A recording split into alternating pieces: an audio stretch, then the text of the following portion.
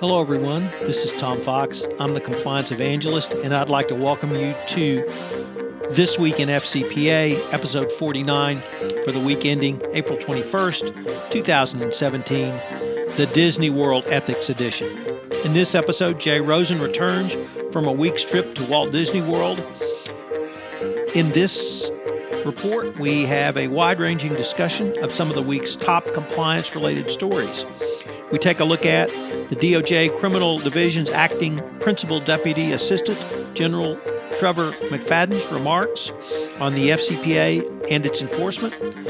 I take a look at some of the whistleblowers and whistleblower news recently, including the Barclays CEO, AmTrust, and KPMG. We take a look at the reports from Miller and Chevalier and the Stanford University FCPA Clearinghouse on the one-year anniversary of the FCPA Pilot Program and what it may mean for FCPA enforcement going forward. We pay tribute to Kara Brockmeyer, retiring today as the head of the SEC's FCPA unit.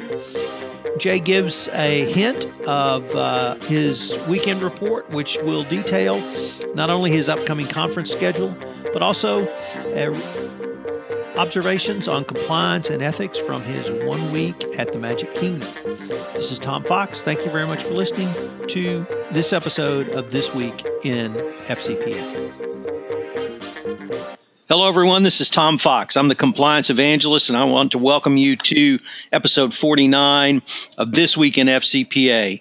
Back from his relaxing 1 week vacation at Disney World, one might even say spa and sauna retreat, is, of course, Mr. Monitor's Jay Rosen. Jay, welcome. Thanks, Tom. It's actually good to be back in sunny Los Angeles. There's only so much fun one can have at the most magical place in the world. Well, having been there with one 10-year-old for 4 days, I think it only took me about a week to recover. So I do have some appreciation of the stress involved. So with that, Jay, we had a pretty interesting week on FCPA and compliance-related issues. So a lot to talk about, and I thought we might start with some whistleblowers and whistleblower news. And we had three interesting whistleblower or companies that had whistleblower issues come up, and it really gave us an opportunity to look at the responses and some of the issues around whistleblowers. Of course, we have the Barclays CEO whistleblower issue where the CEO of the UK bank tried to unmask an anonymous whistleblower who reported internally using the corporation's internal security and tried to involve U.S. law enforcement. He was financially sanctioned by the board of directors, and now the the Financial Control Authority in the United Kingdom has opened an investigation to determine if he's going to be able to stay on. Trying to unmask an anonymous whistleblower internally, particularly one who's appropriately reported, even if you don't like the allegations, is significant. A deficit in your whistleblower program. So we're going to have to continue to watch that one. I was interested in the report about a whistleblower in the AmTrust Bank investigation by the Securities and Exchange Commission. And what interested me there, Jay, was the whistleblower was an external consultant at BDO Auditors, auditing firm, who was actually auditing the company for on a routine audit. And this BDO auditor took recorded conversations, took the information to a whistleblower entity that was formed in part by Harry Markopolos. And if for those who may not remember that name, Harry Markopolos was the individual who tried to alert the Securities and Exchange Commission about the Bernie Madoff fraud. He, on his own, did a complete analysis of Madoff's returns and believed something was askance, took it all to the SEC, who, of course, completely dropped the ball on it and then allowed it to continue for many more years and devastating many other people. But after his Madoff experience, Markopolos formed a whistleblower entity and helps whistleblowers rather secure results and receive funds back from SEC for recoveries. This entity that Markopoulos formed was instrumental in the Bank of New York Mellon settlement around Forex foreign exchange rates manipulations a couple of years ago. But here we had a auditor who's actually recording employees, all apparently legal and legitimate. So it really emphasized to me, Jay, that anyone can be a whistleblower. We had the situation this summer where the general counsel was given whistleblower protection and received a wrongful termination settlement from the in litigation. In going up next week on my podcast, I interviewed Joel Androphy, an attorney in Houston who represents whistleblowers, and he talked through the different types of whistleblowers, both in key tam lawsuits involving the federal government, state government whistleblower cases, particularly in Texas, and of course under Dodd-Frank and the Sarbanes-Oxley law to the Securities and Exchange Commission. And one of the things Joel emphasized was the need for real tangible evidence that a whistleblower can bring to the government. Allegations in and of themselves are not going to be satisfactory. You need to have tangible evidence. Obviously, that's tricky when it comes to confidential information or purloining documents off-site in violation of a confidentiality or other contractual or corporate mandates. But one of the things that struck me the most was Joel said that even surreptitiously recorded tapes are even the most powerful evidence, because there it's not even an interpretation of documents.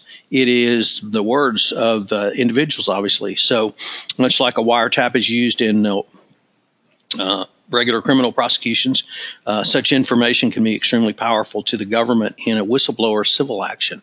So interesting there. And then, of course, we had KPMG, one of the big three top auditing firms, and they got in trouble because someone at the Public Accounting Oversight Board, Public Company Accounting Oversight Board, PCAOB, leaked to KPMG the companies that they would be checked on for their audits. PCAOB audits auditors. And it was leaked to a KPMG employee who leaked it to 5 partners. And they did not report that.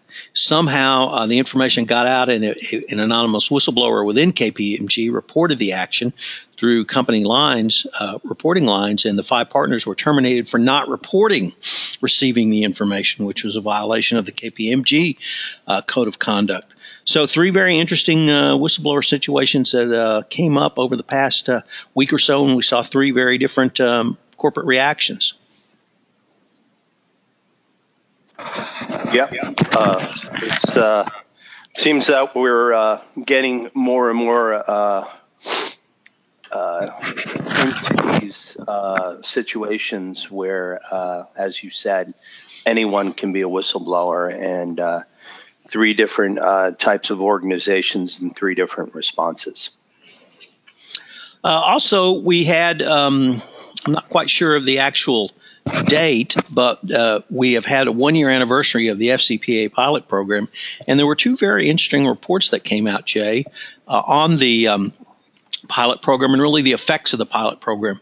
The first one was by our friends at Miller and Chevalier, James Tillen and Mark Bone, who I'm going to interview later today for a podcast next week, and they really looked at a variety of factors, but a couple of things stuck out for me was the requirement for profit disgorgement and how the Department of Justice, which obviously is not a remedy typically sought by the Department of Justice, nevertheless requires that as part of a settlement to obtain a declination or other very positive resolution. So I'm going to explore that with him at some length. A second report was by the Stanford Foreign Corrupt Practices Act Clearinghouse, probably the top university clearinghouse for information on the FCPA.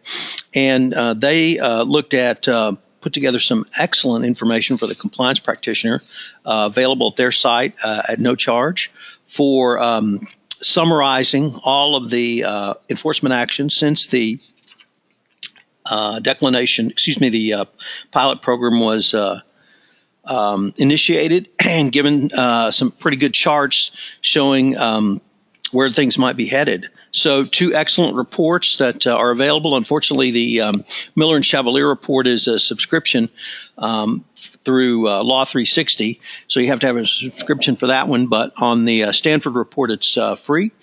So I would urge everyone to take a look at one or both of those, and of course we'll link to those in the show notes.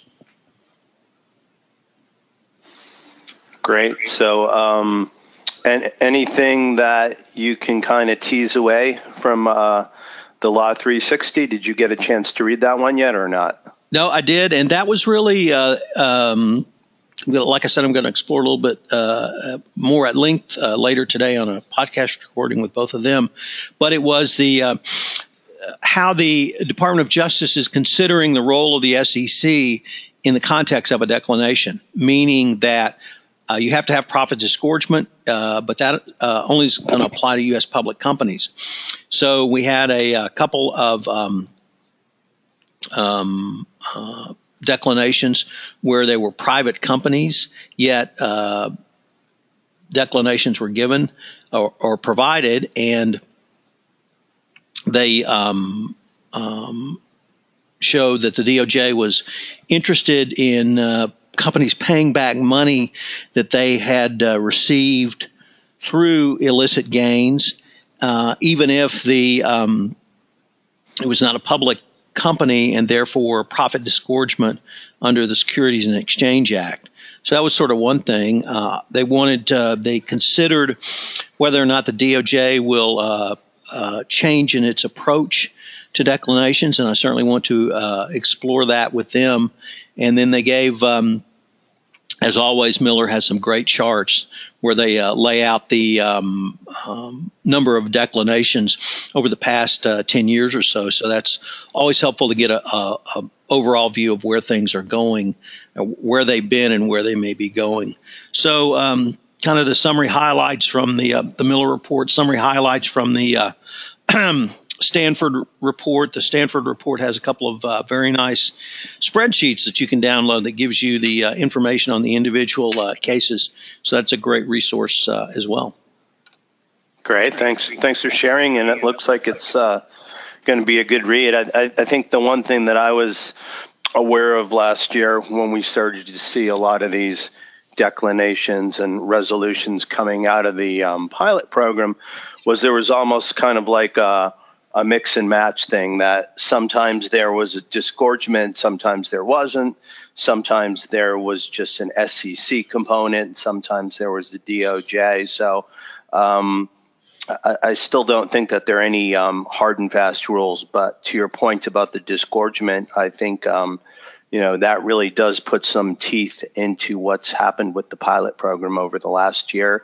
And it'd be interesting going forward in this year to see whether or not those same, disincentives to commit bribery still exists and still work as a deterrent. Sure, and the Miller report really emphasized the bump up and increase in number of declinations. So we had 15 in 2016, 6 since January 1 of this year. And by comparison, the DOJ averaged about 10 since 2010 up until last year. So clearly a bump up, clearly a tool that will benefit corporations that corporations can use going forward. But you're going to have to meet the 4-prong requirement and the profit disgorgement, whether or not you're a public company or private, subject to the SEC or not, you're going to have to disgorge profits. So something for companies to consider going forward. So the DOJ was busy this week. There are a couple speeches that determined or continued to set the direction for policy. Do you want to tell us a little bit about those? Sure. So we had Trevor McFadden, the acting assistant for the criminal assistant attorney general from the criminal division, speak at a ACI event and an ACES event. And he gave some very detailed remarks on the FCPA and very detailed remarks on how the department will consider FCPA enforcement going forward.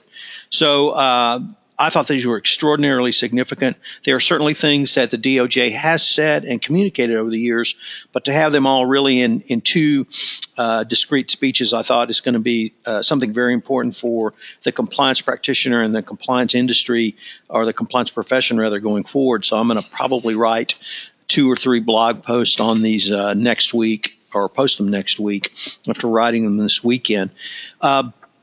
Really, in the first speech was in Washington at the ACES Anti-Corruption Export Controls and Sanctions event, 10th Compliance Summit, rather. And he started off by talking about corporate social responsibility and the importance of that.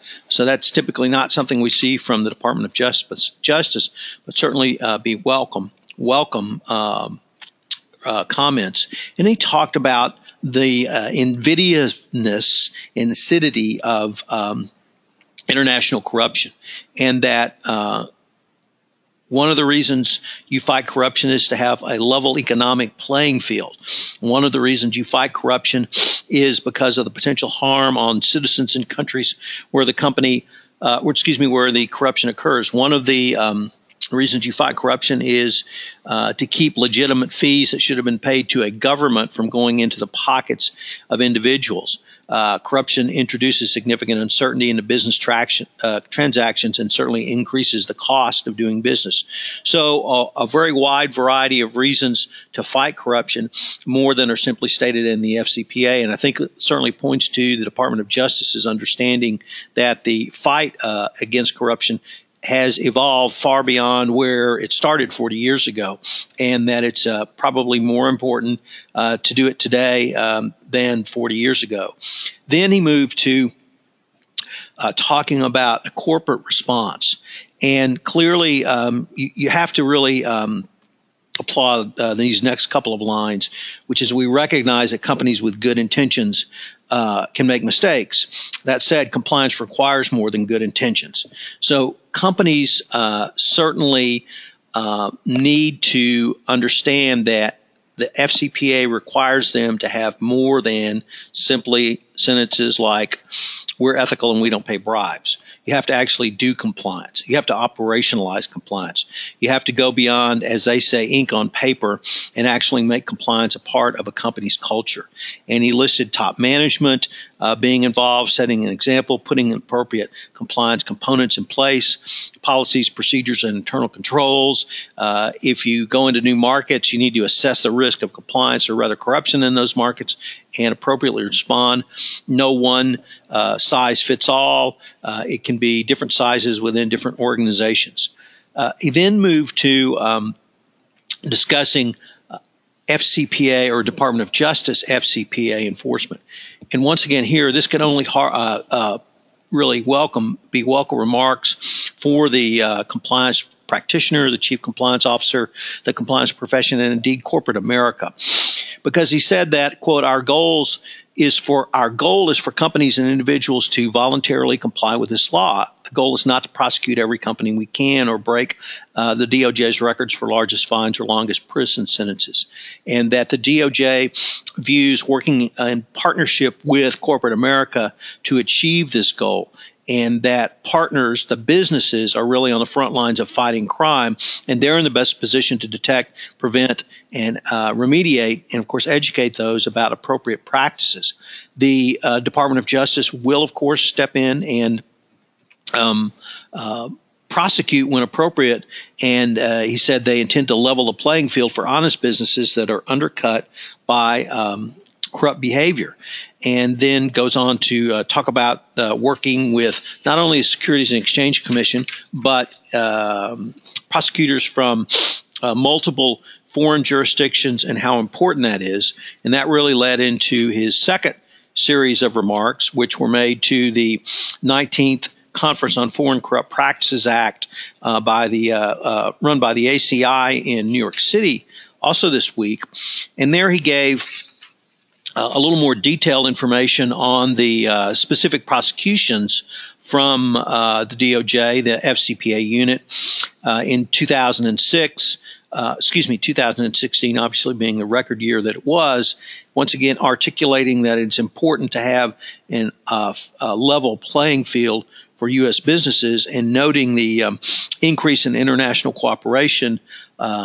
He spoke about Attorney General Sessions meeting with counterparts from 4 countries to talk about issues of mutual interest. He talked about the process by which information is exchanged and shared by prosecutors in individual or different jurisdictions, and that the Department of Justice, as well as receiving information, will post information back out to other jurisdictions to help them prosecute cases where the DOJ does not have jurisdiction.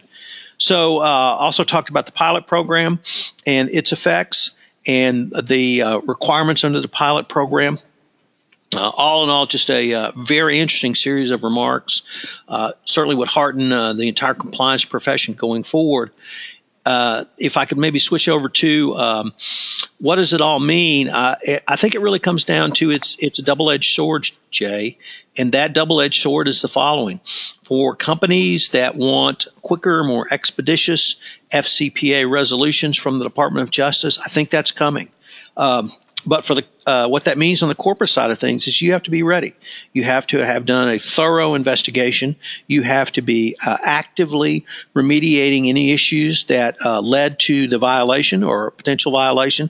And so you have to be ready to respond to the DOJ and present them with information. If you want them to evaluate information quickly and you want a more expeditious settlement, you're going to have to play your part. So I think it's going to put more pressure on corporate compliance programs. When you think about the evaluation of corporate compliance programs document, which was released in February, point number 1 was a root cause analysis. And many companies have not done root cause analysis traditionally in FCPA investigations. They've done investigations, different exercises. But you have to do a root cause analysis. You have to apply the lessons of the root cause analysis to remediate going forward.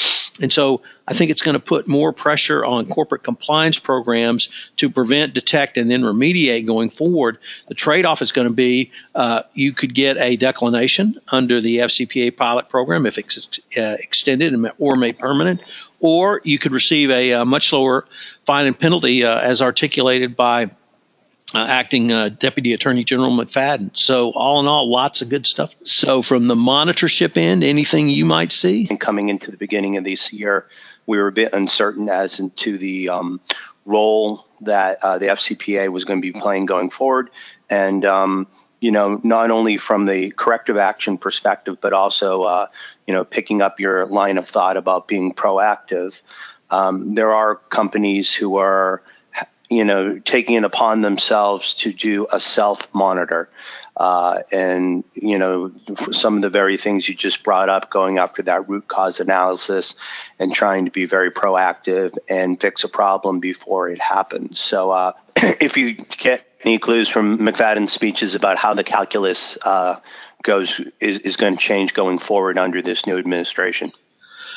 Well, I think a couple of things. One is they're going to try to move quicker and more expeditiously on investigations, recognizing that you still have to get information from overseas. And in the past, they had to go through, the Department of Justice rather had to go through a lengthy government-to-government process.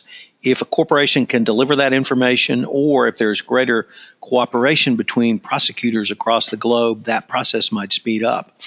But the calculus in terms of getting a more expeditious determination from the department, I think, is something the department wants to work for. There is certainly no indication that the department's going to back off the prosecutions. We've probably 5 or 6 times now heard that Attorney General Sessions is still dedicated to prosecuting individuals who violate the law. No surprise there. Mike Volkov has been saying since November, hey, he's a law and order guy. If you violate the law, he's going to direct his prosecutors to go after you. So but in the FCPA context, what we might see is more focus on individuals and less focus on corporations who meet the requirements under the pilot program of self-disclosure, of extensive cooperation, of extensive remediation, and profit disgorgement may well receive declinations, yet we could have greater prosecution of individuals. Remember, largely around information developed by the corporations. So lots of implications there. But the key for corporations is that you're going to have to actually do compliance. You can't have a paper program. You're going to have to operationalize your compliance program just as laid out by the DOJ evaluation in February. Great. Thanks for sharing those thoughts. Couple other things we, I guess, want to talk about very briefly. Ben Morgan from the SFO announced his departure a couple days ago. And the timing on that is rather interesting because the SFO is coming up from review from the British government to see whether or not they're going to continue to fund it and use it as one of the main channels to go against anti-corruption. And he ended up joining a Magic Circle firm, Freshfields, Bruckhaus, and Derringer. So that news broke within the last couple days. And then I believe, Tom, you wanted to have some words about Kara Brockmeyer. Is that correct? Yes, today is Kara Brockmeyer's last day at the Securities and Exchange Commission. She's been with the Commission 17 years. Since 2010, she's headed the SEC's FCPA unit. And I wanted to give really just a big shout out to Kara. She's been a tireless public servant for the Securities and Exchange Commission, for the greater American public. She has worked to help educate the compliance profession and the compliance practitioners. Under her tutelage, the FCPA unit at the SEC has been very innovative, done a lot of new and different things that have really pushed forward FCPA compliance literally across the globe. And I would like to tie it into McFadden's remarks in one specific area. I think the thing that Kara is most proud of is her work with the Department of Justice and others in the government to really internationalize anti-corruption enforcement. She has been a part of a task force at the Securities and Intergovernment Task Force to help get the word about international anti-corruption investigation and enforcement out. She has put together 3 very successful boot camps that were held in Washington for international prosecutors, where they shared investigative tips, enforcement tips. This work has been going on for, I think, at least since 2010. And last year, we really saw some of the initial fruits of that effort. Obviously, the Odebrecht settlement, involving the Brazilian prosecutors. We saw the Rolls-Royce settlement led by the Serious Fraud Office. We saw the SBM settlement led by Dutch prosecutors. We saw Wimpelcom, once again, with Dutch prosecutors heavily involved. So the internationalization of the fight against bribery and corruption is something that Kara has certainly been a part of, possibly probably leading the charge in many ways. And just a huge shout out to Kara for her tenure at the SEC. I wrote a tribute for her, which will go into my column next month at in the Compliance Week magazine, but it's up online, so I'll link to that. So be interesting to see. She has not publicly announced where she's going. She's going to be speaking at Compliance Week 2017 in May. So if you're going to be attending, she's on a panel with herself and Ren McEachern, a good friend of the FCPA as well, that I'm going to be moderating. So looking forward to that. And shout out to Kara, and good luck going forward. Great. Well, it's well-deserved, and thanks for noting that. I wanted to let you know that I am heading out to D.C. on Sunday, and I will be attending the Ethics and Compliance Initiative 2017 Annual Conference, which is being held at the Marriott Marquis. And featured speaker in the afternoon session on Monday is Attorney General Jeff Sessions, who will be addressing the body, and it'll be interesting to see what he has to say about FCPA. And later on in the afternoon, I think what would be of even more interest to you is there's a gathering of former attorney generals and deputy attorney generals. and our good friend Paul McNulty will be there from the McNulty Memo, and then Mark Phillip there from the Phillip Factors. So it sounds like a real great panel that they've put on. The conference lasts from Sunday until Wednesday, so I'm looking forward to reconnecting with old friends and making some new ones. So that's what's on my travel agenda for this week. And I understand you're on the move next week as well. So next week, working with some clients. But before I get to my upcoming events, I'm just going to leave this teaser for our audience and with you. I want a full report on the coloring books. I'll leave it at that. In 2 weeks, I'm doing a webinar in conjunction with Oversight Systems on Compliance Week, and we're going to talk about operationalizing your compliance program. Later on in May, I'm speaking at Pharmaceutical Conference on risk management with my good friend Ben Lockwood. And of course, the Compliance Week event at the end of the May that we'll have more details on. I had a podcast this week with Bill Coffin, the editor-in-chief of Compliance Week, where he talked about some of the highlights, and there's a discount code for anyone who listened to that podcast. So check it out on the FCPA Compliance Report. So, Jay, you want to take us home? Are we going to get a Jay Rosen weekend report, and will it include ethics lessons from Disney World? I think you got me. You got me thinking already. So we're going to do that. And if our numbering is correct, we are putting the bow on episode 49. So we need to start thinking about how we're going to get Millie and Michaela involved in episode 50. So that is on the schedule for this week. So, well, I'm going to leave that one to you and Mrs. Monitors. Okay. Thank you. So on behalf of Tom Fox and myself, Jay Rosen, we'd like to thank you for joining us and discussing the week in FCPA that was for Friday, April 21st, 2017.